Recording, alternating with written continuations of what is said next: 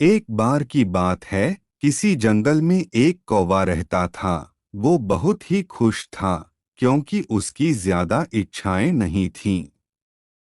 वह अपनी जिंदगी से संतुष्ट था। लेकिन एक बार उसने जंगल में किसी हंस को देख लिया और उसे देखते ही सोचने लगा कि ये प्राणी कितना सुंदर है। ऐसा प्राणी तो मैंने पहले कभी नहीं देखा। इतना साफ और सफेद। यह तो इस जंगल में औरों से बहुत सफेद और सुंदर है, इसलिए यह तो बहुत खुश रहता होगा। कौवा हंस के पास गया और पूछा, भाई तुम इतने सुंदर हो, इसलिए तुम बहुत खुश होगे। इस पर हंस ने जवाब दिया, हाँ मैं पहले बहुत खुश रहता था, जब तक मैंने तोते को नहीं देखा था।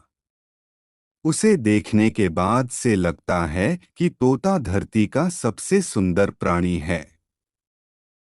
हम दोनों के शरीर का तो एक ही रंग है, लेकिन तोते के शरीर पर दो दो रंग है। उसके गले में लाल रंग का घेरा और वो सुर्ख हरे रंग का था।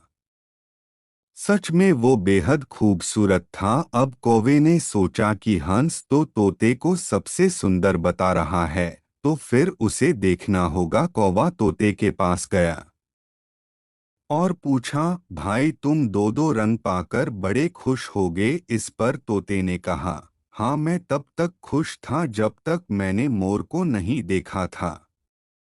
मेरे पास तो दो ही रंग हैं, लेकिन मोर के शरीर पर तो कई तरह के रंग हैं। अब कौवे ने सोचा, सबसे ज्यादा खुश कौन है, यह तो मैं पता करके ही रहूंगा। इसलिए अब मोर से मिलना ही पड़ेगा।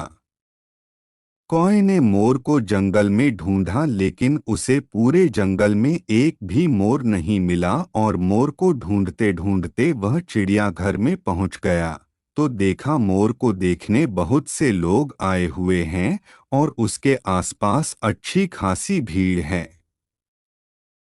सब लोगों के जाने के बाद कौवे ने मोर से पूछा, भाई तुम दुनिया के सबसे सुंदर जीव हो और रंग बिरंगे हो। तुम्हारे साथ लोग फोटो खिंचवा रहे थे। तुम्हें तो बहुत अच्छा लगता होगा और तुम तो दुनिया के सबसे खुश जीव होगे। इस पर मोर ने दुखी होते हुए कहा, भाई अगर सुंदर हूं तो भी क्या फर्क पड़ता है।